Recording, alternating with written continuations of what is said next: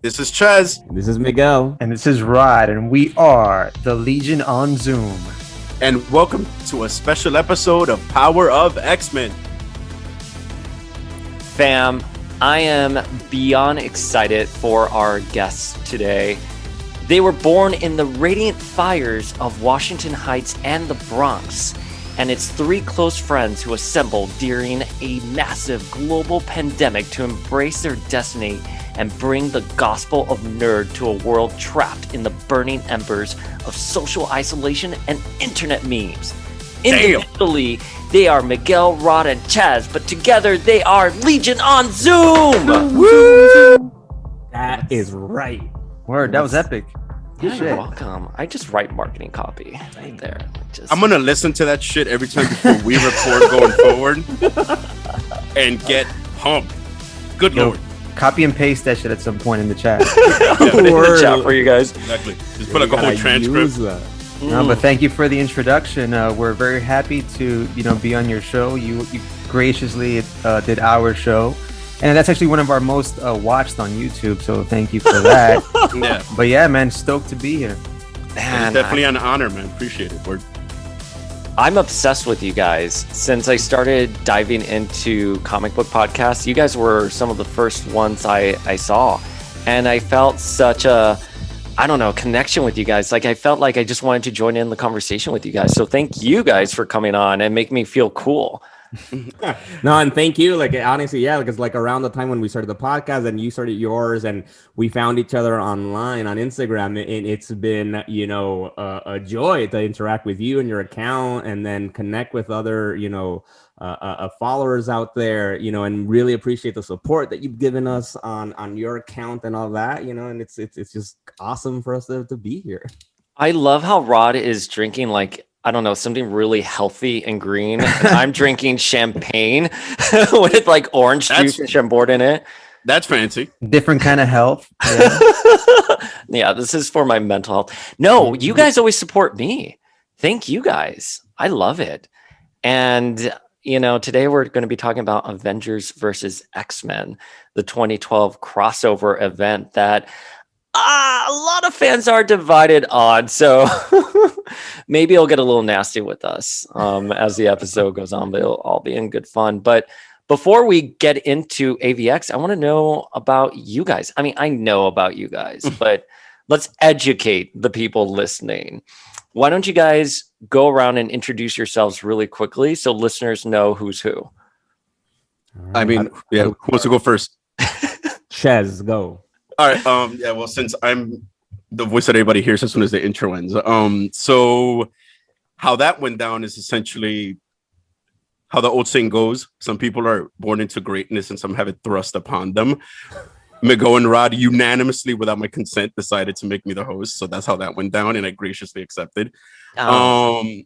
Me and, well, I should say, Rod and I met when I believe I was 9 years old. Rod was maybe 15, 16 at the time. Oh. And I believe he was playing Final Fantasy VII, and I sat down and just watched him play, and the rest is history. Yo, bro, I'm flattered that in your introduction you are talking about me, but I really appreciate it.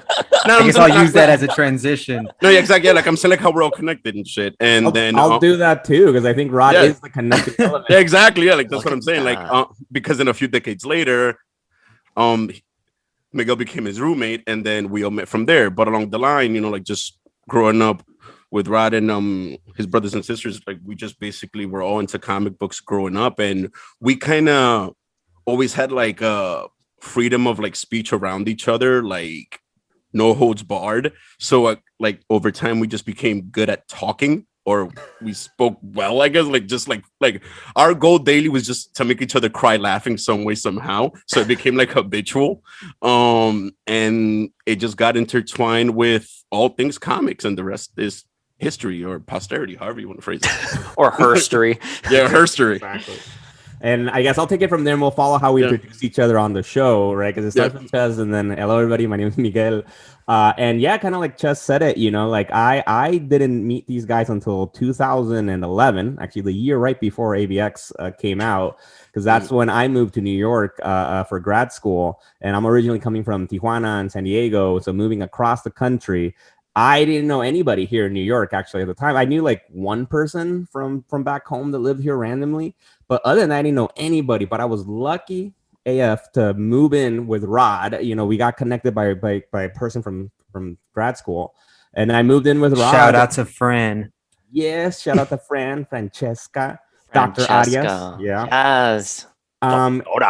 And then, you know, Rod and I hit it off immediately we were both we loved comic books. We loved music, metal. We both play guitar. And then I loved it because then Rod introduced me to his group, to his family, like Chaz and everybody that he's grown up with, you know, and they all welcomed me with loving arms. And I felt like I'm part of the family now.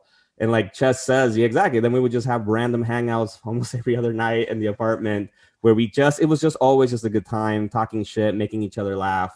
And then from there, you know, talking obviously about comic books and everything related to comic books. And that's kind of how we all met. And then since then, obviously now it's going to be actually this year, right? In September is going to be 10 years since we all met. At least I met Oh, damn. And it's like 25 years I've known Chaz or some wildness. Facts. Yeah, facts. Is like I think I've known Rod at this point for like the vast percentage of the time I've been alive. That's lit. So I am Rod, who you've heard about. I'm the resident Nightwing stan, to use your lingo. Actually got my rebirth Ivan Rice shirt, or Reese. Yes. And of course I got all my Nightwing shit in the back. And of course, the Legion on Zoom season 1, that's on shameless plug, that's on YouTube and Spotify. That's the logo back there. Thank you to Amanda, Chez's girlfriend, for providing us with those. But yeah, I am a hardcore DC fan. You know, obviously for me, the whole podcast was a platform for me to talk about how much I love Zack Snyder's DC extended universe. But it became much more than that over time. But yeah, that was the only reason he agreed. Yo, for real. I was like, wait, we're doing more than one season? Why? The Snyder Cut came out. Anyway. You're like, Snyder Cut's out, I'm done. We were scared of that. No. I'm all in. And it can still continue, but we actually have a segment devoted to that. And thank you for putting that. I think you were thinking about me when you did that, so I'm touched. Yes, I grew up on Marvel Comics, and you know, over time I just discovered DC because of Batman the animated series, the Tim Burton movies, yada yada. Love Batman, love Nightwing. But yeah, that's my story. So when did you guys decide, like, we have a good thing going with our talks here, let's start a podcast? What was that moment? Like, who was the first one to suggest a podcast? Actually, I think Deep Cut, I do really think the first one to throw the embers of that was Chez, but years before the pandemic, because like we have this ongoing thread on WhatsApp, you know, we used to call the hobby shop, and it goes by different names, and it's just basically us three with other close friends, you know, who basically lived in the same kind of building and neighborhood in the Heights. And years ago, this is probably 2016 or something, before I moved to LA for that 1 year. And I remember Chess saying, like, guys, we should have a podcast, because we just talk about comic book shit on that WhatsApp group, you know. And at that time, I remember considering it, thinking, oh, okay. But then we started like looking into how we would do it, how we would record in person. We're like, too much work. Exactly. That was the original idea. Yeah, and because something always told me, like, I would read like our own conversations, and I'm like, just based off of data, I doubt people cry laughing as often as I do reading all the shit. We like I would have days where like my face would hurt, you know what I mean? Like just reading all our own bullshit, like us just talking shit. And it came from a habit also that we used to have when we were younger. We used to literally stay up all night in our teenage years and our 20s just discussing comic books. Yeah. All the time. I'm so jealous. Yeah, just in-depth convos. And then during the actual quarantine, during the lockdown, when we were all driven, you know, like to the throes of madness, essentially, something broke or something got forged. Once again, however you want to look at that. And then I think I had hit up the guys, like, yo, you know what? If there's a time, let's try it. Like, let's just give it a shot. Fuck it. So I think I made the WhatsApp thread. I added Rod and Migo, and then we just started brainstorming. Okay. Yeah, and then from there, things just happened. We looked at the different steps. We learned up how to do shit. Like we essentially saw the skills that we needed, acquired them bit by bit, and yada yada yada. Right, and Yeah. trial and error throughout, of course. Yeah, exactly. Yeah, trial and It error. is- Definitely. It is still trial and error, like 40 Of episodes course. later. Like, course, you know what of I mean? course. Like, you're always learning something new when you're editing a podcast or just marketing a podcast. But it's fun. If you have a passion for it, it's Exactly. fun. You fall flat on your face and then you just get up and you try something new. Exactly, and I'm glad you mentioned because that's part of the process that's fun about it. It's a creative outlet for us, and thanks for the pandemic. That's the one good thing about it that I think we all just missed each other a lot, seeing our faces. Oh, that's adorable. Exactly, and it's like, all right, let's actually just do this, and then we'll take it from there. And it's been a lot of fun. Right. And I want to add something. Deep Cuts, we also were a music band essentially together. So when the pandemic hit and we were all quarantined, I was like, yo, this is a great time to make art. So I'm like, guys, you want to like play music again? That shit fell flat on its face. But then Chez's idea to do a podcast, I'm like, okay, I can draw again. Because one of the reasons why I'm a huge comic book fan is that I was an aspiring artist when I was a child. Mhm. But of course, life and its dark nature, crushed those dreams. But yes, Which for some people would have made for better art. Oh my no, but check it out. Like it all comes full circle because now I get to like draw all these little like logos and shit, and it's super fun. Oh, your art is great. I mean, it's great, Thank you. Ron. Yeah, and with that, we were able to also tap into the creative music side too, to some degree, right? Because even like the theme song, that's something that like the cheesy theme song that we have is like I wrote that, and Rod is the narrator and all the special effect voices that we add, so we still tap into a little bit I of recording music your stuff. intro. Your intro is one of my favorite podcast intros. Thank you. Yeah, that was definitely a fun brainstorming session. Like while Miguel was just giving us drafts and we were just like going through it. I almost like a lot of the stuff we do is kind of like that scene in Ghost with the pottery. We're all holding each other and like just molding the clay, holding each other's hands. Damn, that's beautiful. That is lovely. Wait, so who's the Debbie Moore of the group? I think it depends on the project. For the Exactly, yeah, exactly. for the Yeah, theme yeah, song, yeah, that yeah. was me, and I felt their hands guiding Yeah, me. exactly. It's like whoever starts what we're working on, that's the Demi Moore, and then the other two are the Swayze.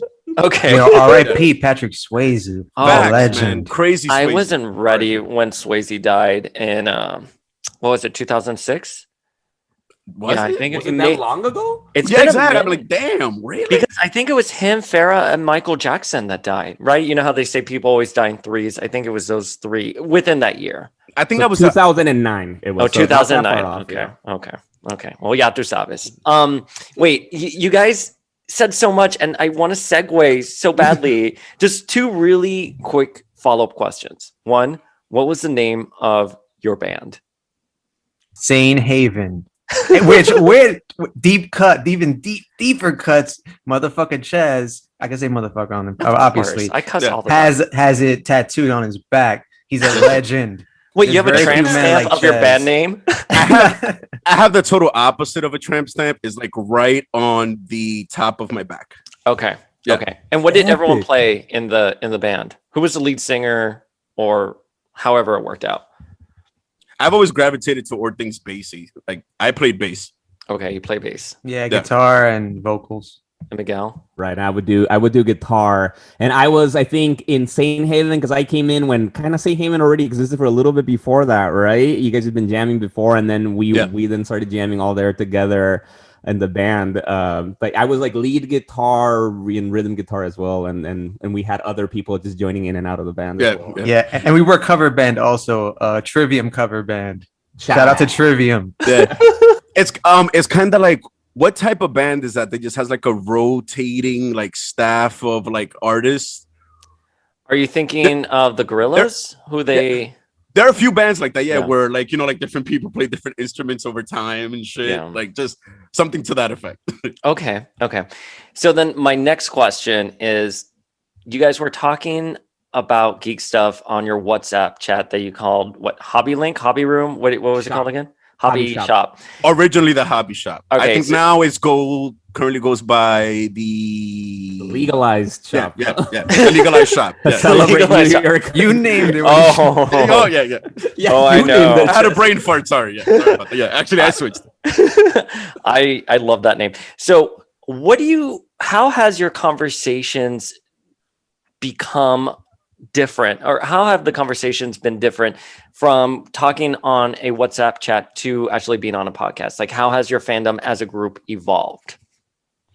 Anybody? That's Oprah question. Yeah.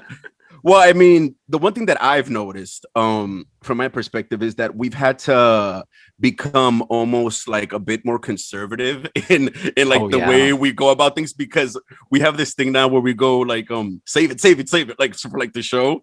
So it's kind of like we don't want to drone on, say something that we could have said on air. It's kind of like we're trying to conserve the spontaneity, but still trying to go about things in like a normal way. It's a weird balance that we've learned that we kind of have to keep. I mean, of course, we could just say whatever we want to say on our thread on all the time, but we've noticed it actually makes things easier for us. So we save a lot of reactions for when we hit record and just like, bleh.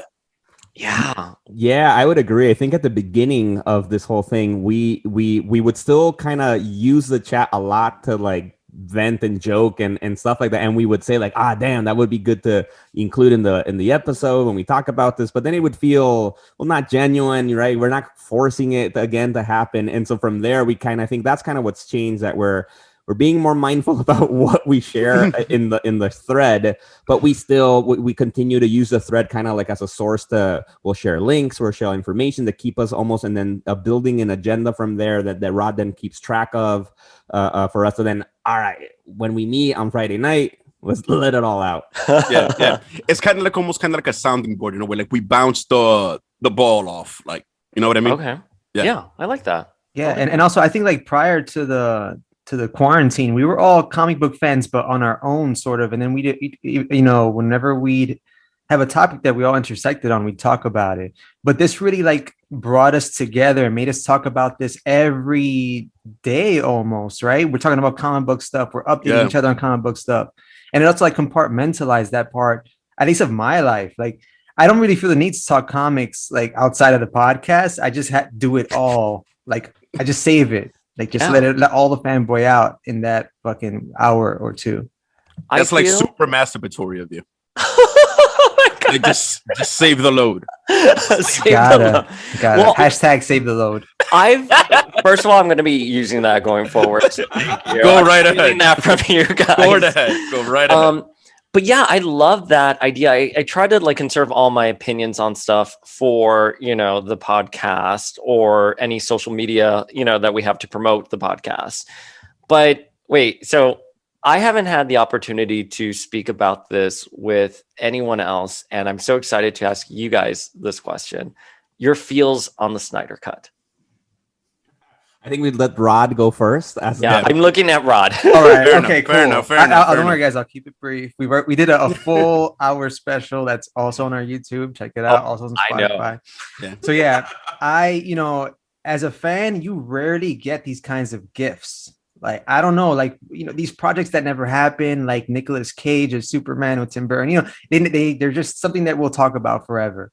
Yeah. But somehow the fans were powerful enough to come together and make this project happen. It's usually like the other way around, right? The studio makes this for the fans, right? But this time the fans made this for themselves. Yeah. And Zack Snyder's just like the one guiding the whole process. And, I like that. It's good that Marvel and DC give us different products. We don't want the same thing. Like, we don't want to see, at least me, like Shazam. Yeah, it was kind of cool, whatever, but it's like a Marvel product. Like, you're trying to just copy them, do your own thing. And that's what Zack Snyder did. He did his own thing and it was beautiful. And I'm glad that as a fan, I get this like closure that I saw it. Would I like him to continue? Sure. But given the magnitude of what the Snyder Cut movement did, I'm happy. And it was a fucking amazing movie, 4 hours. So, did you watch it in one sitting? Yes, with Miguel. Hell yeah. Yep. We took advantage that we were both vaccinated completely. So we're like, all right, let's get together, hang out, watch the movie together. Like in the old. Yeah, that was the first time we saw each other in person since all this started. No, so that was Really? Yeah. That's gnarly. yeah. No, yeah, but the thing is, since like we tend to communicate so often, it's kind of like it's not like we don't Right. talk. You know what I mean? Like it's like we just don't see each other physically, which in itself is like its own dimension of social things. But it's not as bad when you're basically communicating with people like daily, hourly. Right. And And me then and to add Chess saw Wonder Woman 84. Quick. word. Yeah, yeah. Oh, yeah. Word. Right.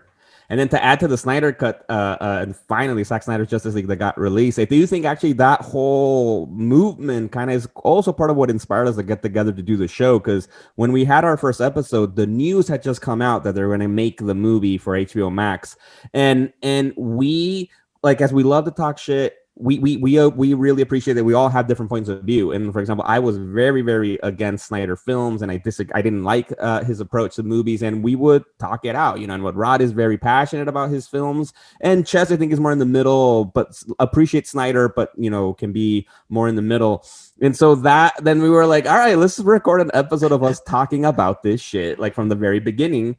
And then so that's been an ongoing thread throughout our episodes. And so and then for me, like we really try to influence each other, at least, and keep an open mind. And for example, I love the movie. I got converted to some degree to be a which is insane. That's told insane. you it would change you. It was a good movie. It legitimately was good. Fuck Justice League. Like Thank you. that bullshit they gave us. I will note that like the logo for season 1 is an homage to the Justice League poster. Yeah, But now whatever. I also get to do this in a different place. Fuck you, Joss Whedon. Yeah, and I'm gonna do that wherever and how many different ways I can. In my opinion, I freaking love the movie. I did it in 2 halves. Like I said on our show about it, I think it was the most amazing thing that has ever thinged in the history of all things. Rod took care of the fan side. I give props once again to the crazy, completely apathetic studio execs who harnessed the ability to eat enough crow to make that much money and actually give them the 70 million. You know what I mean? Because even though the fans had the movement, the executives were like, fuck, you know what? Let's do it. To be able to take that big of eat that big of a shoe, that takes balls. You know what I mean? And it's kind of like they're the first studio to jump off a cliff like that. So they set the precedent at the end of the day. Even though the fans got the ball rolling, they were the one that said, you know what, fine, we'll do it. And that's something like a studio kind of like hearing fans that closely. You don't see that too often. You don't. I'm curious why they decided to listen to fans that closely. The thing that I've been iffy about with Warner Brothers is that they don't have like a Kevin Feige who is a fan and also a producer and knows how to do movies. And they just seem all over the place with their films. Just like Rod was saying, like you have Shazam, which is an entirely different tone. And then you get Wonder Woman 1984 and you're like, what is this garbage? Yeah. And then you finally get the Snyder Cut. They randomly give you the Snyder Cut and it's good. It did all the work. And I hear what you're saying about comparing it to like the MCU, but they did some very important work in that film to establish a much larger world, and it was successful. And then you think, man, if they would have just released this version, it would have fucking rocked. And I don't understand why you're going to bring Joss Whedon in to redo this entire movie when you've already shot like 4 hours worth of this epic saga, I have this weird feeling that behind the curtain, there's a lot more humble people that work at Marvel than at Warner Brothers. I think behind the curtain at Warner Brothers is like an ego slugfest.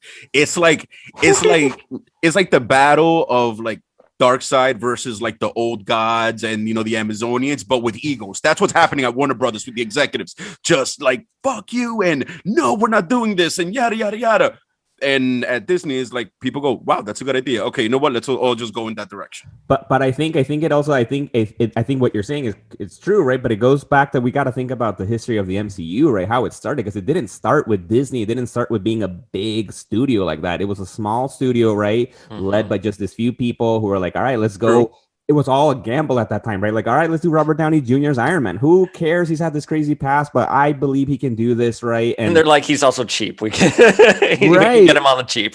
Like at that time, and they're using the rights that they had from Marvel that were at that point, like, oh, nobody wanted those rights, right? Like, Avengers were D-list. No, exactly, right. Everybody, Fox had the X-Men and freaking, Sony had Spider-Man, and so they're like, who cares? And so I think that really helped for them to grow.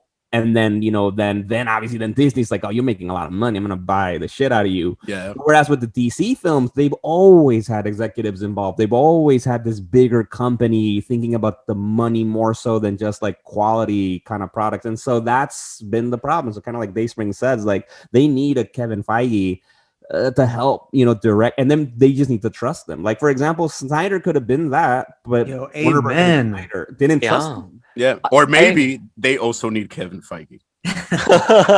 Damn. Well, isn't Abrams, Rod? You can probably weigh in. Isn't Abrams supposed to be that Kevin Feige figure? Did they win him at an auction, like his talents? Now they're giving him a shit ton of money, but that's the idea behind it, right? Like, give him the reins. Hopefully, like, which I was talking about. Hopefully, they don't interfere with him if he does become an architect of a larger universe. If they don't, mess it up. I mean, just let it happen, right? Yeah. Because we've seen what happens when the studio has too much input. Batman and Robin, 1996 or 7.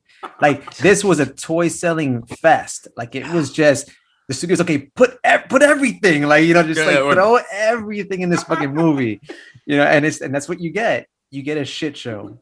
But Chris O'Donnell was an amazing Robin. Oh my God, he was, and I liked Alicia Silverstone at the time. True. And Poison Ivy. See, it had some redeeming qualities. Yeah. It had But some redeeming qualities. Camp. It's of course. You know what I mean? I knew it was bad when I first watched it, but I loved it, and that actually is my favorite one out of all those movies. And I know it's bad. And in a weird way, though, you can't front. Amongst all the bullshit, Chris O'Donnell had a pretty good Robin suit. Yeah, he was basically Nightwing. Yeah. His base Robin suit, it was pretty lit. I remember that.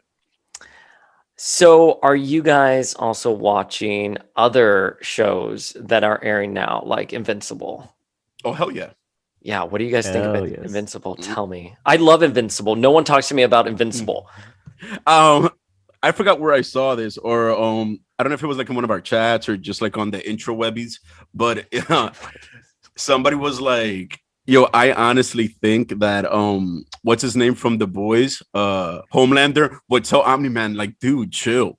Like, I forgot where I saw that, but it's like, damn, dude, when he goes, shit. Yo, the one thing I wasn't expecting is like when he goes through like Homelander's a dick, right? But you kind of see why he's so twisted and broken. Is like any person in psychology would have a field day with Homelander.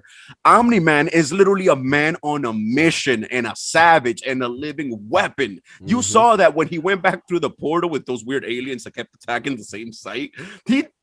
He decimated their population. Yeah, that was wild. That was a beautiful sequence. Yes. That was insane. I was not expecting that.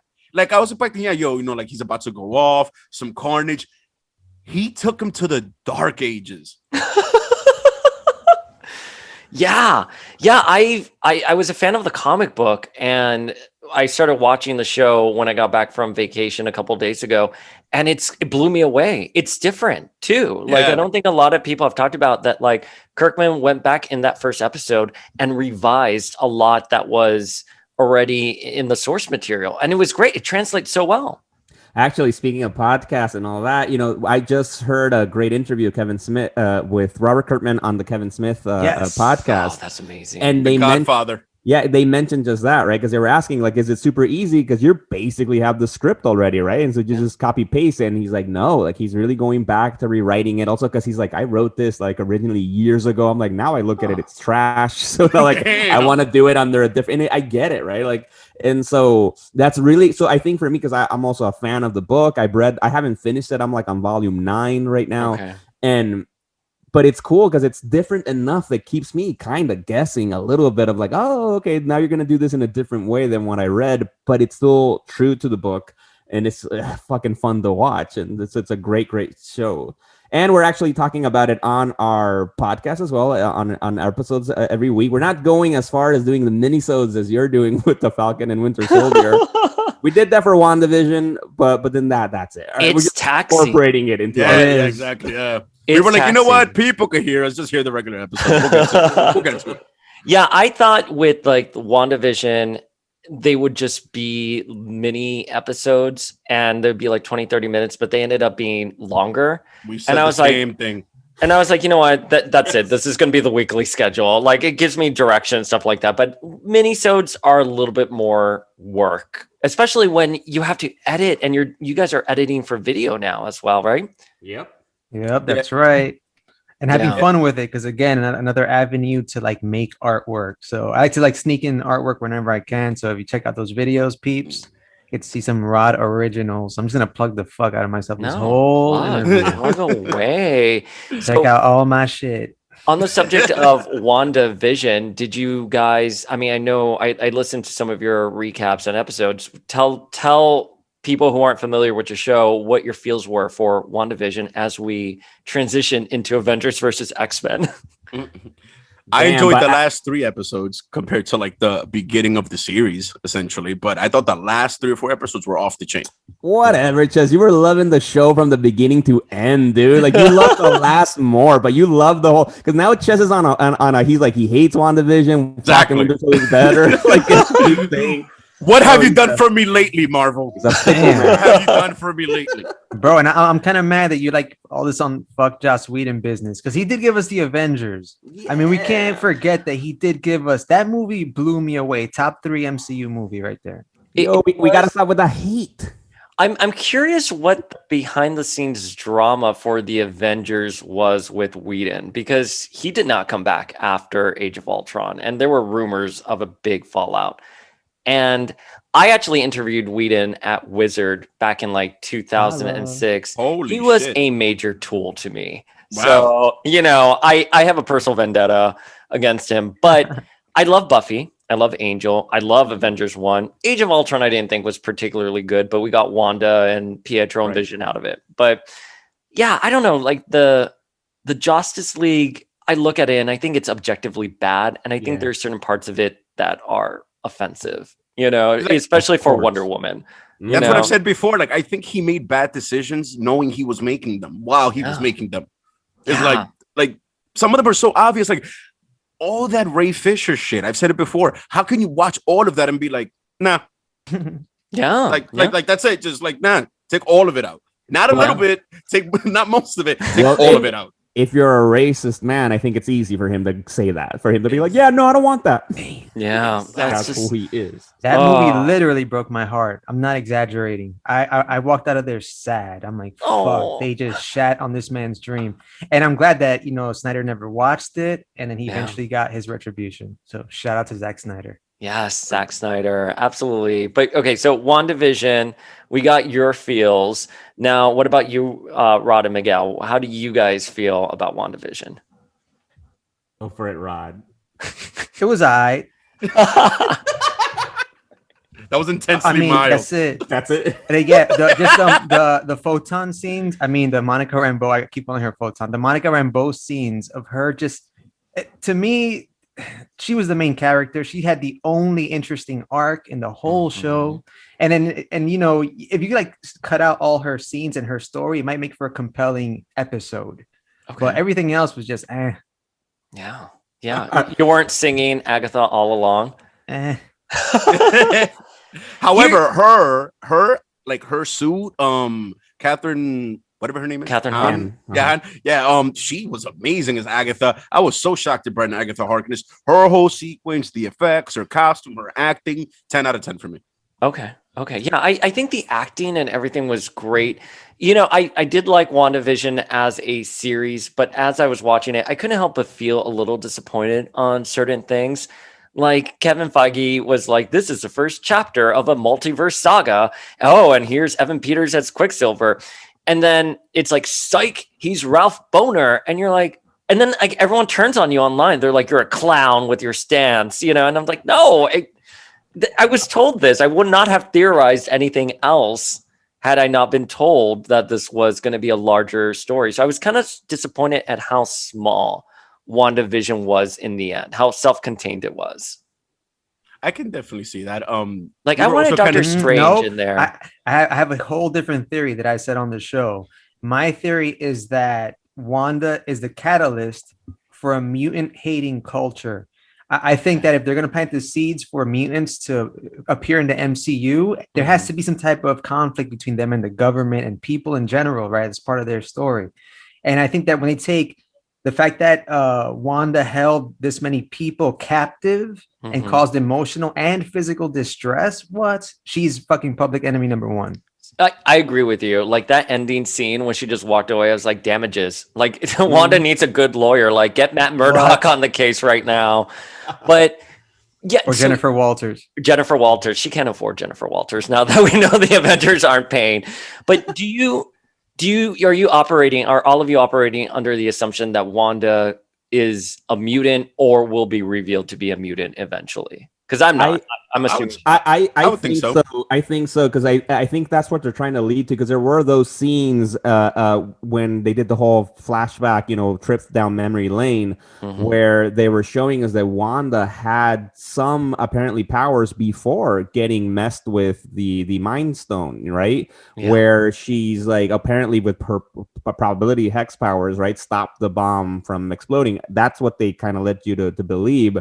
So then that makes you think that she might have some kind of predisposition, right, for this, and even the way that they're making her say, how is she the Scarlet Witch, right? That she just can do these powers, right? That she wasn't taught to be a witch or anything like that.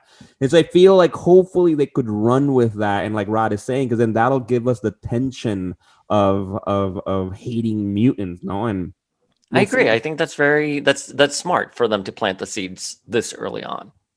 Possible. And it makes a lot of sense. It's I'm just waiting to see who's gonna be their first big anti-mutant like bad guy. You know what I mean?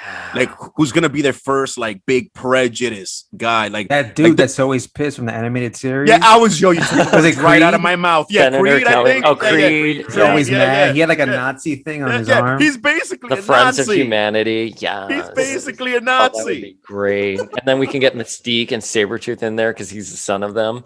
Which I hope that we get, even though I highly doubt it. What's his name? Liev Schreiber. His Sabretooth. Oh my God, that was amazing. Oh, that was great. Such a good job. I saw him at a Qdoba once in like 2011, and I was like, "Can I take a selfie with you on like my sidekick?" And then I saw him again at Pottery Barn with his wife. What's her name? Naomi. Is it Naomi Watts? He's married to or was dating. And so I have a photo with him on my iPhone 1. So nice. Like that's the only reason you have the iPhone 1 is because of the picture. Yeah, I kept it. But I just wanted to add though, just because like Rod says, man, for WandaVision, Ches like kind of hated it now, except the last few episodes. I loved it. I thought it was a great show. I enjoyed it from start to finish, and even the theory stuff with Raph Boner was stupid. I actually like that we all did that. I think that was a fun experience. I haven't had this kind of experience since like Lost, I think, no? Like where every episode was like, what the hell's gonna happen? And I think for us as comic book fans that we are, like, it's strange to be that surprised, I think I'm like, I know what's gonna happen. I know how the story tends to play out. For this one, I was genuinely not really sure what was happening. And I love that. I thought that was great, and I found that very entertaining from beginning to end. And like Elizabeth Olsen shined as Scarlet Witch, and so I'm like, I'm happy with that, and I trust Kevin Feige with all my life, about like whatever comes next, I'll trust them. It'll make sense. It'll be connected. I'm like, I had fun watching it. I think that's like the very healthy approach to have, Miguel, especially retrospectively, because I feel like a little burned. But I agree. You know what I loved about WandaVision? First of all, as you guys know, because you have a social media page for your podcast, the engagement with WandaVision was through the roof. Everyone wanted to talk about WandaVision, and everyone was speculating, and it brought fans together in a really great way. Exactly. And see, and we haven't, I don't think we've had that kind of thing with other stuff, like in that degree where we're speculating and people think like, no, this is the best theory. No, that's the best theory. It's like, that's fun. That's like being like in the comic book shop, reading a new comic book, and being like, oh, what's going to happen in the next issue when you really didn't know. Wow. Yeah. And I'm actually glad you said that because like as soon as you mentioned that, I just caught goosebumps because of how good of a point you made. I shit you not.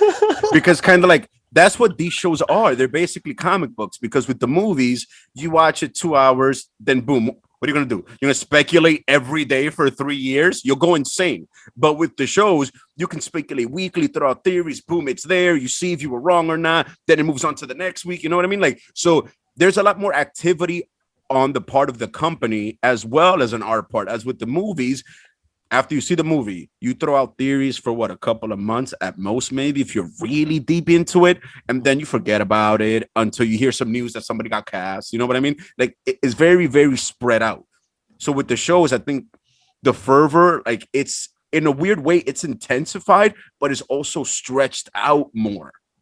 Yeah, no, I agree with you. And I think the shows are like those individual like mini series that you read, and then like the movies are that massive crossover event. Exactly. And I think that's why I ultimately was kind of disappointed a little bit with WandaVision. I was expecting like major ramifications to happen. Don't get me wrong, she's Scarlet Witch at the end. Yeah. But and I got in trouble for saying this. So I want to be very clear how I say it. I think WandaVision is skippable, not because it's a bad show, but because all you need to know at the end is that she turns into Scarlet Witch and she's going to appear in Doctor Strange too. That's it. And I think with Falcon and the Winter Soldier right now, the assumption being, and I'm okay if I'm wrong, but I think, Falcon's going to be Cap at the end. And that's not too far from what happened at the end of Endgame. You can trace it to the next movie. So I like these being more character focused and driven, and you can watch them and they're great, but they don't necessarily have major ramifications for the larger stories. Does that make sense? I get what you're saying. And I definitely agree with that as far as WandaVision. I totally disagree as far as Falcon and the Winter Soldier, because the stuff they're doing seems to have is kind of like between like it's kind of like it's a lake, right? Like a placid lake. That's a whole universe. You throw in a pebble, that's WandaVision. It's not that many ripples. I feel like Falcon and the Winter Soldier is more of a boulder in the lake, and the ripples are way bigger because now you have Madripoor, Zemo. I'm sure is going to escape from them. There's going to be on the loose by the end of it. And I think that Falcon is going to give it a try and then pass it on to Bucky, and he's going to be Cap. All right. Yeah. Okay. I love that analogy you just made. Yes. I tried. Thank you. And I agree, but I don't know. I still have some kind of hope that the WandaVision will have bigger ripples. Because one, I think it was really showing us that Wanda is hella fucking powerful. Yeah, And I think up until now, they really haven't shown us other characters that are that fucking powerful. So that's going to have some consequences. And I think they still have the White Vision storyline, right? So we'll see what happens and how that can relate to the movie. And I still think with Rod's like for example, with we know after Age of Ultron they had that led to the Civil War with the Sokovia Accords and that kind of stuff. So I feel if they follow that same pattern with what Wanda did in what's the name of the town? I forgot the Westview. Exactly. There's going to be backlash. There's going to be some kind of consequence to that then will lead to other stories. I do think it's not as big of a ripple, but it's there's a ripple. Okay. Okay. That's fair. That's fair. So speaking of X-Men and Avengers, AVX, that's what we're here to discuss. I want to know straight out of the gate. I kind of know the answers because I've been on your podcast before, but why don't you guys tell me who are your favorite X-Men and your favorite Avenger? Who wants to go first? I'll go first. Can we just do X-Men around and then come back for the Avengers? Yeah. Just like I think about it for a second. That's all right. X-Men, I gotta go with Wolverine. Yeah. I grew up thinking Cyclops was the greatest because he's the leader, and that's what you gotta be. But then Wolverine, and then Hugh Jackman started playing him, and I'm like, oh my god, fucking Wolverine. He's the Batman of the Marvel universe. So yeah, I gotta go with my man Wolverine. All right. Wolverine's a solid choice. A lot of people love Wolverine, especially creators. We had Cena Grace and Zeb Wells on, and their favorite character is Logan. They love him. Yeah, and I know I've heard people give crap about Wolverine, like, oh, he's overused and whatnot. But I'm like, he's overused because he's great, you know. He's a great character, and people want to use him, you know. And it's not like when he's, you know, it obviously depends on the writer, but he's cool in the book he's in, you know. He adds a really cool stuff, and so, but to build off of that, like he's close to one of my favorites, but I think for me, I would have to go with Cyclops. I think Cyclops has always been my favorite one. I'm just intrigued with the character, how he's grown, the stuff he's gone through, right? Even once we go into AVX and, you know, the repercussions for that, I've always just had a soft spot for Cyclops for me. Okay. My favorite X-Man is Beast. Fuck you. Get out of here. Get the fuck out of here. I'm just kidding. Eject. How do I eject you? Oh, I can mute you. Fuck you. I bet you love his Hellfire Gala look, don't you? That's actually one of the coolest throwback cards. You remember those foil cards they used to have? I think he's on one of those because I think there was like a Hellfire Club series. That was one of the coolest ones. But I'm just kidding. No. I would say honestly, I've always been torn, like aesthetically and power wise. I would say it would be Colossus, but on a more like human principle level, definitely Charles, because it takes balls to be so powerful and not act like Magneto. Yeah. Like to have that much, he's almost a god, but on like a psionic level. Like, is he the most powerful telepath on Earth? Like, honestly, I mean, there could be a case for Jean Grey. Jean, but like, okay, but as no. For all intents and purposes, he is the world's most powerful telepath. Because Jean has like the raw power and magnitude of like a level 10 earthquake, but he has that, but he has the wisdom, the focus. You know what I mean? Exactly. And he's like a background character, you know, like not really a background character in a way, but he has enough restraint, you know, like that. Like he's essentially the Hoover Dam. Like, are you that's what poet on the side? I mean, no. I love your analogies. It's a gift and a curse. I just talk a lot of shit. So essentially, I would say, I would be stuck in between either Charles or Colossus, but I would lean more towards Charles. Okay. No, that's fair. How do you feel about him in the Krakoan age? Because he is a 180 from being in the hover chair and sort of this Merlin figure with his students to more of an aggressive leader of a nation with that helmet on his head. Totally not gonna front. I'd be talking out of my ass because I have not delved into the current Krakoan age. You haven't read Hoxpox yet? I have not. Okay. Don't be offended. No, I'm not offended. I know. I know. I still love you. I'm thinking now, like, I want you back. I want you to read it, and then I want you back so we can discuss your feels on it. Oh, I'm down. I'm totally down. Totally down. Okay, so what about Avengers? How do you fellas feel about the Avengers? Avengers, I got to go with Iron Man.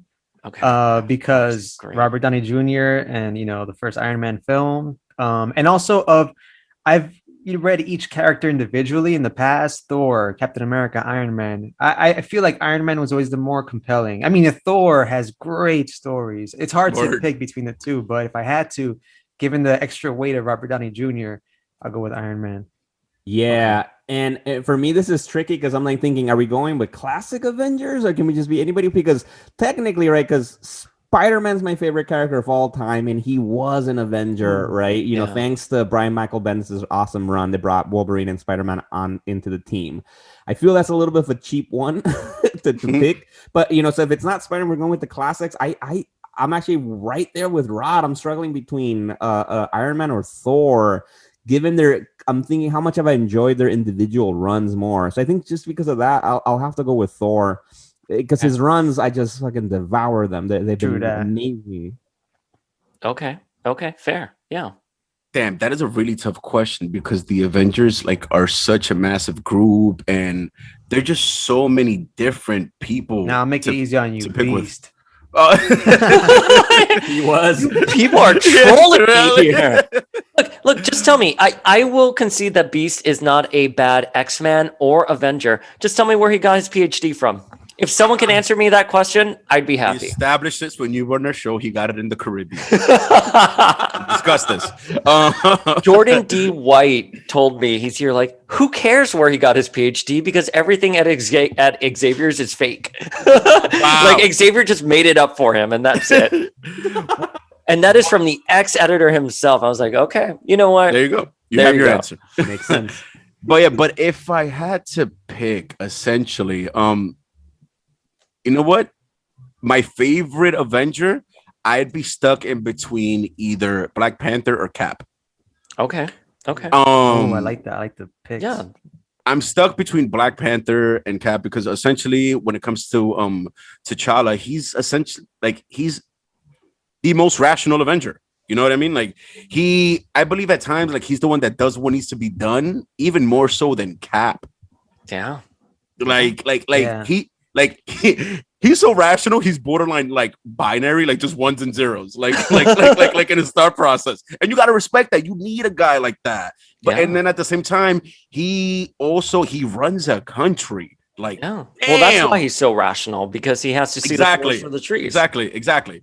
And then it's Cap because he's the heart of the Avengers. Yeah. He's the spirit, like an entire group of gods, borderline, you know, like basically they're essentially kind of like the J-Lee of Marvel, which is exactly what they are. They default to Cap.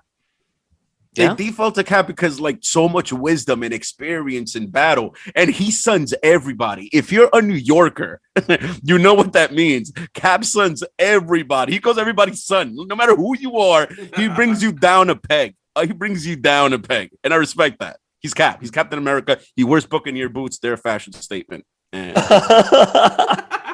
Yeah, and speaking of bringing everyone down, I mean, he goes to Scott Summers's front lawn and is ready to throw down. But we will get to that. But Oh yeah. before we dive into AVX, here's my question for you guys: Chris Evans versus Hugh Jackman. What, like the actors fist fighting? that's like, Yeah. I'm down to answer both. Okay, how about both? Yeah, either Chris Hmm. Evans' Cap and Hugh Jackman's Wolverine. And I don't think the actors would fight. I think they're such lovable guys. I think they would be very like cool together. So just the characters. I'd say Hugh Jackman's Wolverine. The savagery is real. Yeah, I would say so too. Like, I think Chris Evans, I think if he would have had more movies, maybe, because I think he was really growing more and more into the role of Cap, and I'm buying it more and believing it. But Hugh Jackman is Wolverine. Like, I don't know. Like, I think from the get-go, he's a tall Wolverine for my like. I think he'd be a shorter Wolverine, like in the comics. But if I'm able to, like, look that aside, I don't know. Hugh Jackman, come on. And he was also seniority. He was the first, Yeah. Oh, snap. I'm actually the odd man because I got Cap in this fight. Because I think that the power levels that were dealt with in the MCU are higher than the power levels that you see in the Fox X verse. So given that Cap, even in, like Chet said, like even in the MCU, he's the leader, right? Yeah. He's like at the top. He took on Thanos like in both films. And of course, Wolverine has a very a great past and a lot of victories, but I gotta give it to Cap because Wolverine never had to deal with a Thanos before. Yeah, no, I kind of agree with that. I actually didn't even consider the power levels, and you're absolutely right. I mean, I'm sorry to cut you off, but on our podcast, we also tried to like break down like who would win, like the movie X-Men versus the movie Avengers. Like that'd be a cool ass fight to see. do you think we're going to see that eventually in the MCU, Avengers versus X-Men? I mean, I think, yeah. Of course. Like it's coming. And I think it'll come sooner rather than later. I was about to say maybe like 20 years because to build that Oh, do you storyline think via so? the movies, oh my God. Nah. Well, Or I it think would they're be gonna do, like epic. Civil War. Or it would be epic if for, like somehow, like I just thought about this, if they decide to develop the X-Men world within Disney Plus and then bring it to the big screen so they can flesh it out more.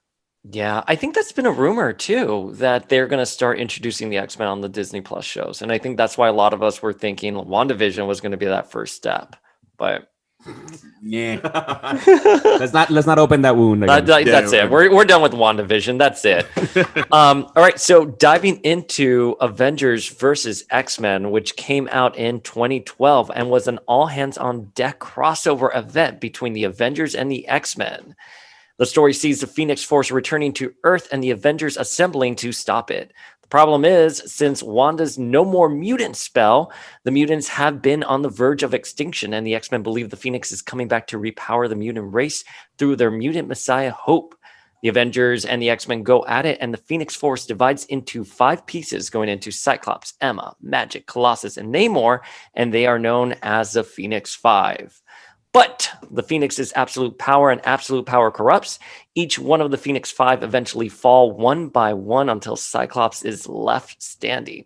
He becomes the Dark Phoenix and kills Xavier, and just before the world is about to be destroyed, the Phoenix leaves him and goes into Hope. Together with Wanda, they say no more Phoenix, and in the end, the Phoenix explodes, repowering the mutant race.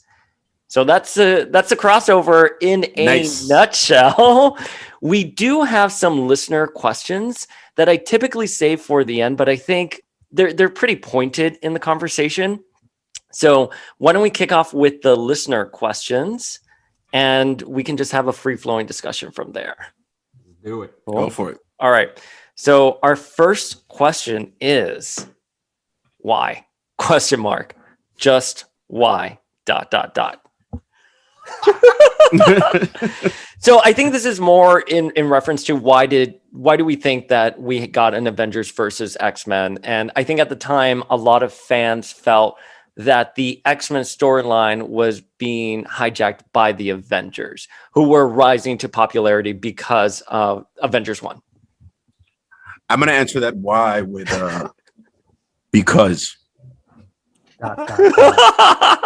That's very poetic.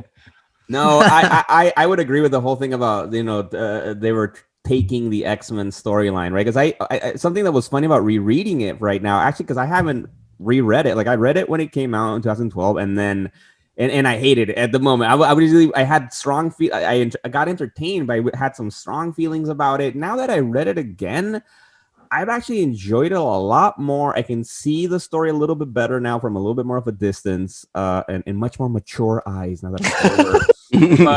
but like, I do, my only thing that I didn't like with the why part, I guess, is like, I do feel it was a little bit out of character how it kind of started for the Avengers, with kind of them just immediately going in to be like, instead of working with the X-Men to figure this out, they're like, all right, we're taking Hope. We're going to do this. Yo, Thor punched the little mutant kid in the stomach. You saw that scene? I was with that. I saw that. I was like, yo, Thor, let's go.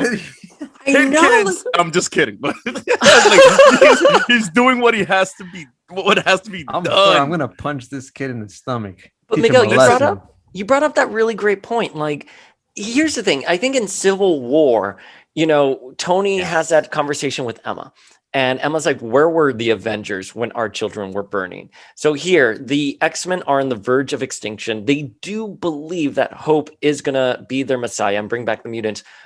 The Phoenix has come back to Earth countless times since the Jean Grey incident.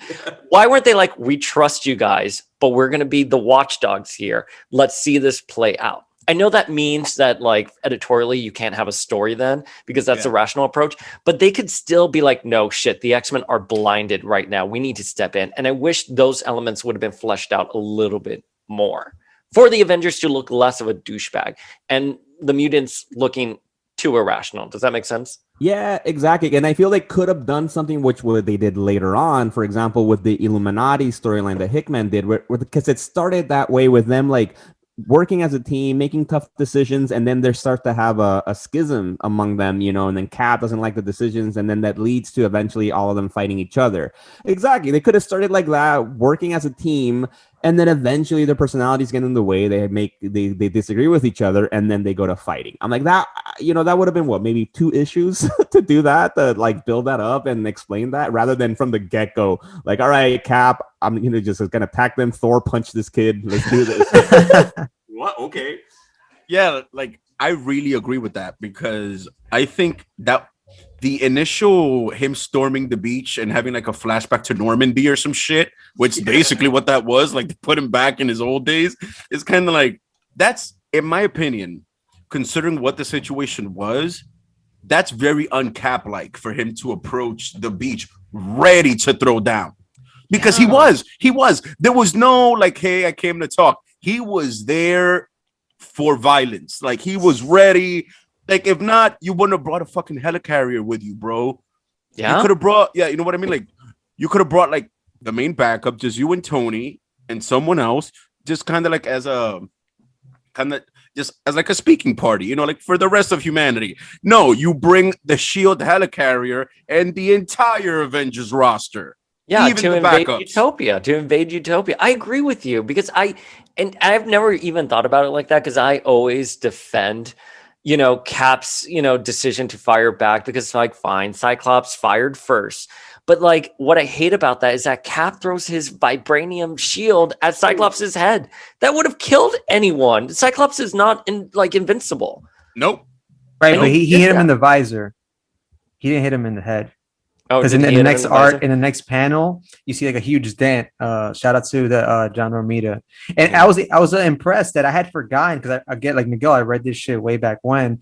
That this is like an all-star cast of writers and artists. Oh my god, yes. I'm like, oh, this is a Hickman issue, drawn by Olivier Coipel. And I'm like, oh, this is gonna be like probably my favorite issue, and of course it was.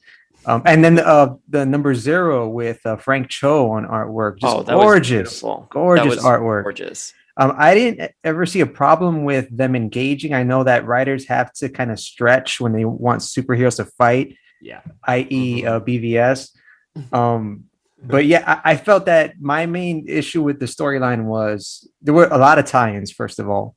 And then the Versus book that actually had them fighting. Because me as a reader, I want to see who's going to win. That's why I'm reading the story, Cap versus Cyclops.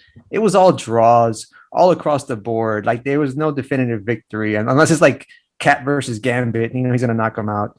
But yeah, I just didn't like that they didn't have decisive victories in the storyline. And to be honest, I'm not gonna lie. I felt like this event too closely paralleled the event that we discussed when you were on our show, the Enter the Phoenix. Yeah, it's essentially the same shit. Hey, the Phoenix coming to Earth. Mortal Kombat. down. Yeah, Same thing. I'm like, why would you rehash the same event with adding some different backstory to it? But it's essentially the same thing. Like, I just found that a little odd, but it was still fun. Yeah, I think I'm going to agree with what you guys said. I didn't like it necessarily when I first read it, and I've posted feels about it throughout the years, but I liked it a lot more this time reading it, not having those expectations or anything with it. I just think at the time, X-Men fans were really invested in that Messiah Complex story, and this somehow became the final chapter of it. And Marvel kept saying, this is a starting point for new readers. And you're like, no, it's supposed to be the end of a story, So like finish that story. And then your reboot afterwards will be like the starting point. But another question that came in, well, it's not even a question. It's Wanda Winky Face. Her costume was awesome. Yeah, she had a really nice costume. The one thing I didn't like about Wanda in this was her dream journal at the beginning, where she like so clearly writes out, this is how the world ends. And then it's a phoenix. I'm like, Wanda she doesn't have visions historically. And like, I get it. That's supposed to tell, the reader that something larger is at stake here. But like, I don't know. I think Wanda actually did come across a little bit more rational and more empathetic because she is coming off of Children's Crusade after, House of M. So I think Wanda comes out looking good in this. I do appreciate. No, go ahead. Yeah, and like with this, I also felt like, if anything, I felt like she had more moments where like I do feel she felt bad for what she did, right? And like what Rod said, that issue 0, where like Vision straight up is like, you shouldn't be here. Like this is not. And it's like, damn, like he's right though. I like how Iron Man and Wolverine and like they're like it's his call, right? And because she used his body to kill people, right? So it's like that's rough, but it's like I do feel I started to forgive myself Wanda a little bit more. And the one thing I didn't like about the story that was a little bit weird also too, like you're saying exactly that, like she's now like having these visions kind of stuff, but then also like her powers hurt the Phoenix. I'm like, oh, okay. What was that? Right. Like she does chaos magic, fine. So that somehow affects this larger cosmic force. Okay, but like, I don't know. That's never been established before. We've never seen it again. And it's almost like they needed like a literary tool to say, this is how, this is why the Phoenix Five don't obliterate the Avengers. It's funny that you say that because I actually felt the total opposite when she flexed her power. I was like, wow, that's pretty awesome. I'm glad they made her that powerful because it's kind of like, in a way, the Phoenix, as chaotic as it might seem to us human, is an agent of order if you really think about it. Yeah. Because it's kind of like when we discussed previously when you were in our show, it's kind of like a forest fire. It destroys everything for new growth. Mm-hmm. But what would disrupt the order of things? If it's essentially based on order, it would be chaos, which is what Wanda is based on. And to be honest, I think that's also why, in general, she's so crazy a lot of the time. And, you know, like her whole foundation is like, she's like the essence of chaos in a way. Yeah. And that completely disrupts the whole binary system of the Phoenix Force. Well, here's the thing that my much larger critique was that they were pushing the Phoenix and chaos magic to be like a yin and a yang. Exactly. They threw in the Iron Fist shit there too, which has never been followed up on. and that's what just made me feel kind of weird about the chaos magic and everything. And I think because at the time, again, I'm just trying to put myself back in like the 2010 mindset. You think, okay, the witch cursed the mutants, and the only thing more powerful enough to break that curse was the rebirth of, I want to say Jean, but like the Phoenix coming back and sparking the mutant race. Those are the only two instances that relationship between chaos magic and the Phoenix are tackled. And I think they would have done well to have done less Iron Fist and more about the Phoenix and magic, you know, just to see that a little bit more. It's just that's just a suggestion I had to Marvel editorial from 2010. No, imagine we get like a new Jean Grey in the MCU, and then like they're gonna explore this with Wanda. That'd be so cool. That'd be crazy. That's exactly what I think. So when we're talking about AVX and like it coming to the MCU, I think the original Phoenix story that they're gonna tell in the MCU is gonna be this cosmic force coming for Jean and the Avengers stepping in to stop it. And I think that's how we'll get the. That'd be epic. Yeah, be because awesome. they're not gonna tell the Dark Phoenix saga again after fucking Fox has fucked it over like 3 times already, or 2 times. Yeah. Sorry, but And it's funny that you mentioned that story concept because that could be the actual formation of the X-Men. Just the same way the Avengers were formed due to an alien invasion, the X-Men kind of get formed for an alien invasion too, coincidentally, because they'll feel pooled to like kind of get together around the new Jean Grey. That's actually a really great idea. That's crazy. yeah, let's all go work at Marvel now. Hi, Kevin Feige. If you're hell listening yeah. to this, please hire us. Okay, so we have a series of questions from someone who is asking very detailed questions here, but how X-Men fans ignore how Avengers were in the right with Phoenix Force since Hope. Yeah, I don't agree with that at all. I don't think X-Men fans were ignoring that. I just think like the mutants were investing all of their eggs in a basket with Hope and the Phoenix. And I don't think the Avengers were right. I think the Avengers, as we just discussed, should have sat down and talked to the X-Men.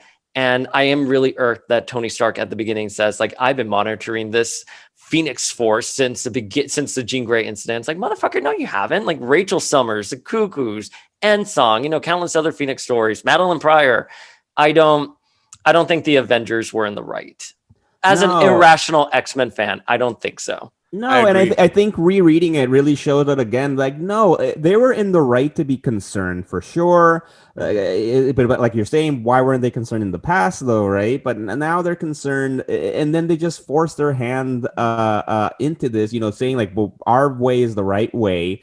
Because even you think about that too, like this whole fucking situation got worse because Iron Man meddling, right? Because he ended up doing his fucking Iron Man shit where the Phoenix then got split and gave it to the Five, you know, rather than going directly to Hope. That's because of him, but no one said anything. No, everybody's like, let's pick on Cyclops because, you know, fuck him. But it's Iron Man's fault. He has the power, you know. Sure, Hope kind of said no to it, but come on. It's because of that. No, they made it monstrously worse. And then later, once Namor really destroys Wakanda, at that point, well, yes, okay, let's get involved. Yeah, no, That that's makes sense. fair. That fair. Makes sense. Yeah, I mean, like, so he creates a Phoenix, you know, killing machine. It splinters into the Phoenix 5. And you don't see Tony being like, wow, I accidentally did that. Let me try to make amends here and pull the Phoenix from them. And yeah, and that's where the story, I think, takes a turn where I'm Team Avengers, because the Phoenix Five. No, because that just reminded me of like the double standard. That was the other thing that pissed me off in those days, right? Because the issue with Wanda killed a lot of mutants when she depowered them, right? Yeah. But the Avengers were like, no, we're not putting her through, like the justice system and giving and having her pay for her crimes. Why? Because she lost her mind and used that power by accident. Same thing with Cyclops. Cyclops was possessed by a cosmic force, and he killed one person, Charles. Okay, like, and who's already died in the past. Yeah, like, and he's already been dead. It's fine. He's just taking a dirt nap. Yeah, exactly. I have a question to that comment. All right, if Scott Summers and Steve Rogers were both running for U.S. president, who would you vote for? Scott Summers. And what I'm establishing, Scott. Steve Rogers. What? Scott is fucking nuts. Oh, exactly. Scott saved the entire mutant species from extinction, and Cap has saved the entire world, half the universe. Included. So has Cyclops. And the other thing too, but then for example, Cyclops, like legit, until Namor destroys Wakanda, what were the bad things that the Phoenix Five were doing? Nothing. They were doing good things to the world, and like they kept saying, like, we have to stop them. We have to the crime. They flexed on the UN. They just went in there and flexed. And T'Challa was in the crowd or whatever. The logic of the US president made my blood boil. It's like, yes, the world is a utopia, but there must be accountability. Like, what? Shut the fuck up. Like how many atrocities, I'm sure even in the comic books, is America responsible for? In every iteration of America, it's responsible for mad atrocities. How dare you say, fuck these people creating a utopia? Like, I love that you said mad atrocities, by the way. That is key. I'm stealing everything from you guys. Here's the thing, though, about the Phoenix Five, bringing peace on Earth, that really irked me, because again, Cyclops' main goal up until the point he got the Phoenix was to repower the mutant race. So now the guy who wants to repower the mutant race has the power to repower the mutant race, but he doesn't do it. And like, I think the answer is because he couldn't do it, right? But I wish they would have tackled that, because I'm like, Scott, why the fuck are you solving world hunger when your main goal was to get the mutants back from the brink of extinction? And that's a point that's not really addressed in the series. I would think because it's honestly implied, because trying to see it from his perspective is, oh, by the way, quick side note, the Phoenix 5 Cyclops is my favorite aesthetic iteration of Cyclops ever. Best costume he's ever had, bar none. That shit is amazing. Anyway. Well, that's one of the questions we got in, which was just how good, in all caps, good, the Phoenix 5 looks are. Oh yeah, the fucking off the hook. The thing with Cyclops was, I think he was like, listen, we've been made into gods, and the first thing we're gonna do, so you guys don't bitch and you shut the fuck up, it's make the world a utopia, and then we'll take care of ourselves. Which kind of expose how shitty humanity is when even given everything, they still want to look a gift horse in the mouth and shoot it. Yeah, we shall not be subjugated. By Homo superior. By being given everything. Okay. I don't know what that. I mean, it's kind of like with House of M. I remember having sort of a similar philosophical debate, which was like, so someone gave you everything you wanted. There's no harm in the world. You're the one. Is it the self-destructive nature of ourselves? Or is it wrong to give someone everything they want, even though they didn't ask for it? I don't know what the answer is. I know the answer. It's the former. Listen, if Wanda was going to come to me and give me whatever I wanted, and Cyclops and Emma were going to hover around and like cure all of the world's like problems, I'd be down for it. So I'm with you. I think the Avengers had to stick up their ass, but I do understand, because their main concern was that the Phoenix was going to start corrupting them, and we eventually got that, especially with the scene of Emma making all the X-Men on Utopia bow to her and everything, and I was just like, oh, like, I don't know, it felt a little bit more cartoon, like twisting your mustache evil than like an actual like nefarious. Well, I mean, in a way, also, we can't act like Wolverine didn't have one of the biggest I told you so's in comic history. As soon as Hope got the shit into her on the moon, she was like, "No, kill me, it's too much." It's like I was trying to do this like a few hours ago. Like this is exactly what I told you would happen.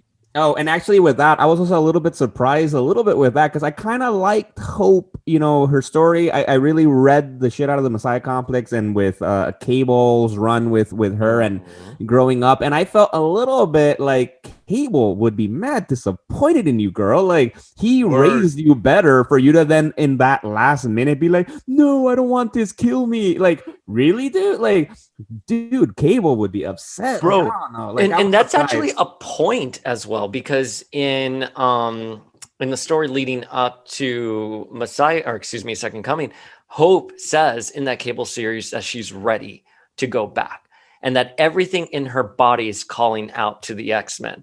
And then when she gets there during Second Coming, I think she says, "Oh, I lied. Ha ha ha. Like I actually just wanted to come to the present." But then at the end, she displays the Phoenix or whatever. Right.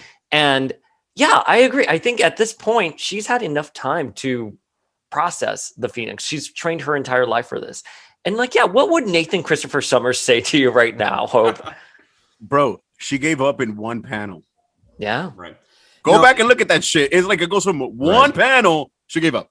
Yeah. And I think that's also a plot device. I think because then they had to write the thing about, well, then the Avengers can train her to make her ready, right? Because then she has to go to Kunlun and gets the whole thing with Iron Fist and all that. Yeah. And then because, and then she's ready to do this, right? Like, but you know why I hate that with the whole thing with the Iron Fist is because Danny was at the hospital when Jean originally turned into Phoenix after the space shuttle flight. And that wasn't even addressed at all. They didn't even want to touch that. Why not source some material there? Now, all of a sudden, you're just going to shoehorn something in there because I don't know if Danny Rand was particularly popular at the time, but like build upon the mythos you had there. And like, it didn't do anything. Like, so the Avengers trained her. Great. Perfect. She was already training with the X-Men. And not only that, she should have been trained by Rachel. She should have been trained by the Cuckoos. They had fucking Cyclops training her. Like the last person on the planet who should be training someone, a young redhead with green eyes, on how to wield the Phoenix. Like, don't get him anywhere near her, you know? Yeah, but like it's just, in my opinion, I'm just shocked at how, like, that seemed like really lazy to me. Out of all the twists and turns in the story, I wasn't expecting her to give up immediately. That felt so weird. It was so weird. There were some points that I thought were lazy. But anyways, I'm sorry, I cut you off. Yeah, because even with that, because it was actually, I thought it was really fucking cool how she escaped, right? She like beat the other mutants, in Utopia to escape and she's get out. Literally walking on water because she's a Messiah. Exactly. And then was that super speed, by the way? Who knows? Because it looked like she was running on what she was booking it. Like, because even when she tracks Wolverine in Antarctica or whatever it was, right? And then finds him and she's flying the Blackbird or whatever they have by herself. I'm like, that's pretty dope. I'm like, you're ready, and then you're on the moon ready, and then he's like, no, I don't want it anymore. It's like, it's still early in the Hope saga. Well, and it doesn't. Like she's still like relatively new. But I don't think I understand even the logistics of it, because the Phoenix early on in the story still hadn't entered Hope, but she was manifesting the Phoenix. Yeah, exactly. So how does the Phoenix being in other people, why can't it still manifest itself through Hope? Why is it worse off in other hosts and it still can't affect Hope? Because we have that scene with Cyclops after the Phoenix 5 where he's here like, oh, you want this power, don't you? He's like, psych, you know what I mean? And I'm like, you douchebag. Like, the art is great, but like, fuck you. And I don't understand why Hope wasn't able to call it. And that's another thing I didn't like about it. The Phoenix had no personality, which of course in the past we have seen the Phoenix have a voice and a personality. Which is kind of bugged me out, because if you think about it, so I've never read the event until now. So I read Enter the Phoenix first. I'm like, does Thor know he's fighting his mom? Like, this mind is like 8 years ago. I'm like, oh no shit, wait, this was written like a long ass time ago. Like, no, he does not know he's like, at that point, when they wrote the Phoenix, no one even conceived of making the Phoenix Thor's mom. Right. So the fact that I read them backwards, it's kind of interesting in a way. Yeah, after learning that about the next storyline, like seeing that scene where there's like a first squad of Avengers fighting the Phoenix, like way deep in space, when it's like just Thor left and it's him against the Phoenix. I was like, oh shit, like this is deeper now because of the context. And it's almost kind of like, in a way, I felt like this whole event, while epic as fuck, and for the most part, it was well written. It had a lot of just go with it. Yeah, I do. It's funny because I have here in my notes that like writing comes in and out, but when I actually like, that was something I thought back then. I do think some of the narration isn't that great. Like in the first couple of issues where they're like, you feel the sting, the kiss of the Phoenix. I was just like, like stop it. It's such shit. But I think the writing does pick up in the second half. And I think if you have the mentality, just go with it and don't be, in my case, an angry ex-stan. It's a compelling story. And you have obviously one of the bigger things that happen, which is, and this does lead into a question, like, what was your favorite fight? I think the Xavier and Cyclops fight was my favorite because I think there's a lot of emotion there. And I think that really does show you that maybe Cyclops did take it too far. Don't get me wrong. I think Cyclops is justified. Like, fuck everyone. Cyclops is always right. But I think there was a lot of emotion there that I personally never gave the story credit for. Oh, I agree. And actually reading it again, because also the art, that was the Olivia Coipel art, that was beautiful. I forgot how gorgeous it was. And then, but yeah, like also with the emotion, I actually got a little bit pissed off at like Charles. I'm like, you are being mad condescending. Because first of all, you're saying I'm ashamed of you. I'm like, damn, dude, don't talk to him like that. And then like he calls him son as well. And that's when Cyclops goes like, you're not my father. I'm like, dude, like Charles, relax, dude. And he has like in the pictures, he has his hands in his pockets like mad cat. I'm like, damn, Charles is mad casual, like Cyclops, like you wanna get killed, Yeah. I feel like he should have approached his surrogate son a certain way. You would know what makes him tick. True. And I agree. He was kind of like agitating him, and he knows what the Phoenix is capable of. Yes. He absolutely knows that it's not Cyclops, that it's a Phoenix.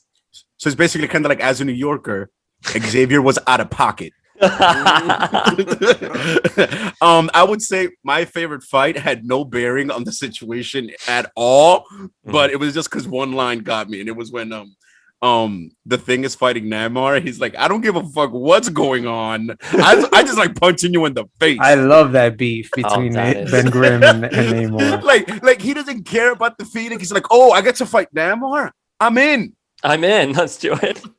And Imperious Rex. Yo, Namor, I can't wait to see him in the MCU. Oh, I can't. And by the way, like, he's not considered a mutant, right? He's an Atlantean. Atlanteans are. He's a mutant and an Atlantean. Sorry. How, if you don't mind me asking, like, me being ignorant from my own edification? No. So I think he's a mutant as a result. Among his people, he is a mutant. Oh, okay, gotcha. Okay. So he eventually joins the X-Men, and he's part of the Extinction team, and he has a whole history with Emma that comes to the surface. Or I boiled down his very complex history into just like one thought, but I'm pretty sure the wings on his feet are a result of his mutation. Right? Gotcha. So Atlanteans aren't supposed to fly. So yeah, they're not. Like, they don't have those wings on his feet. Gotcha. But speaking of favorite fights, I want to do a quick shout out because one of my favorite fights has to be the Spider-Man against Colossus and Magic. I love that. I love that scene because I love it encapsulates Spider-Man so perfectly in the cover of that issue by Jim Cheung with him to just like beat up and stuff. I love that. I didn't love the art in that issue with Adam Kubert too much. I'm more of an Andy Kubert fan, but it was okay. Okay. Yeah, I'm gonna go with the fight between Cap and Wolverine. I think it's in issue 2. Oh yeah. But then later on, you learn that they're actually working together, and then I wonder how much of that fight was serious. But it gets pretty deep. Like, Cap hits him in the back of the head. Wolverine like cuts him like in the midsection. I'm like, damn, this is. And it was drawn by John Romita, who I have like a love-hate with, depending on like which book he's on. But yeah, that was my favorite. Yeah. I mean, I thought like all the fights were really great and fun. Did you guys read the the side book where they just focused on the fights ever. And by the way, for the listeners, we just read the main 12-issue story. Yeah. I haven't gotten to that yet, but since it's on Comixology Unlimited, shout out to Comixology, we're fishing for that sponsorship. Since I downloaded the whole thing, those fight books are after the story, so I'm actually gonna get to those. They're fun. They're turn off. I was disappointed by them. Oh, were you? Yeah, because there's almost no finality to it. No, there is. They do say like winner, blah. Like you have like Emma versus Thor. You have Hawkeye. Like imagining what it would be like if Psylocke and Black Widow fought. Like what I mean. Like they're kind of corny, but they're very much grab your brain and put it in a drawer. It's fan service with it. Yeah. What did you guys think of the ending with Cyclops finally letting go of the Phoenix because he sees an apparition of Jean? It goes into Hope. They say no more Phoenix, and the mutants are repowered. I liked it. I liked it because it goes to what you were saying earlier about like why didn't Cyclops do it from the beginning, right? Because he didn't know, right? He wasn't expecting that he would do it. Honestly, that does show that they were obviously unprepared. Because if Hope would have gotten it, because Hope's first reaction was like, "All right, I'm the Phoenix now. I'm gonna do all this shit," and then Wanda helps to calm her down to be like, "No, that's not what you wanted." So I think it had to happen this way. It could have happened with them working as a team from the beginning. No need to fight, guys. but I like that, and I do think I like the way it led to then creating new mutants, activating the dormant or dead X gene in all these people in all these mutants around the world. I like that. And I thought that was a very beautiful scene with Wanda and Hope. And I think about it a lot where Hope is like, Wanda, I feel like I'm on fire. And she goes up to her and she goes, you know what? You were right. I was responsible for this. Let me help you. And they hold hands and it's a kind of beautiful moment. And I understand thematically where that works. And then the mutants are back. Yeah, for me, it was, to be honest, I enjoyed the ending. It was more about Cyclops than anything else because damn, that dude has been through it with the Phoenix. You know what I mean? Yeah. Jean Grey has been through it with the Phoenix. But imagine someone that closely. Imagine, like, it's almost, aside from, let's say, like, the Jean Grey was thrown into the fire. Imagine being roasted by it. That's what's been happening to Scott for so long. And, like, he finally became, like, endowed with the Phoenix. You know what I mean? Like, he got a chance to let it go. It was almost kind of like the ultimate form of closure for Scott, to literally let go of the Phoenix. Wow, yes, I didn't even think about it like that till now. Yes. I want you to read Hoxpox now. Like, I got you. No, but you're absolutely right. And there was, the apparition of Jean is emblematic of that. Like, he had to let go of his pain. He had to let go of his hope and just trust a much larger force to do its thing. That's what I mean. Like, it's kind of like for him, it was like the ultimate form of closure, because I feel like when he let go of the Phoenix, he also in a way let go of Jean in a healthy way. Not like that he forgot her, but it's like, since they're so closely entwined, it was like all around closure for him. And a giant, I told you so. Like, see, look, I told you so. Like, the Phoenix was going to reignite mutants. Stop being a dick cap. Like, we know he didn't really get over Jean, right? No. Like, because Scott is an obsessive jerk who you guys would make president, which is, I'm like, what the fuck? That's what we need. He'd be in the White House. We like, need someone with action. Jean. Yeah, and to just give more context to the listeners. So I think in the Uncanny spinoff of AVX, he goes into the White Hot Room, or he touches like the surface of the White Hot Room, and he hears Jean's voice. And then I think it was called Infinite Comics, which were stories that were put in between AVX.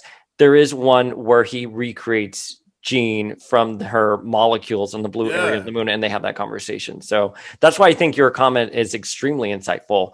And me as a crazy Jean stan was just like, no, Jean should have come in and saved the day. Because the final promo for AVX was called The End, and it showed Dark Phoenix Jean. And I was like, oh, our girl's coming back. And no, she didn't. It's time to move on. It's time to move on. Gotta let her go like Scott, man. Let her go. So do you guys have, I'm sorry, Rod, did you have a chance to answer? Oh, no. I mean, I just remember when I first read it, like comparing it to the other Marvel events, I thought it was all right. Like it didn't blow me away. Like, things like Siege and Civil War. Those are really good events, I felt. And even Messiah Complex. But yeah, it was all right. I feel like it didn't deliver. It was huge. I bought all the tie-ins. I gave Marvel all my monies, but at the end, I was like, okay, that was pretty cool. Charles dies, but we all know that he's going to come back. Yeah. Any final thoughts from everyone?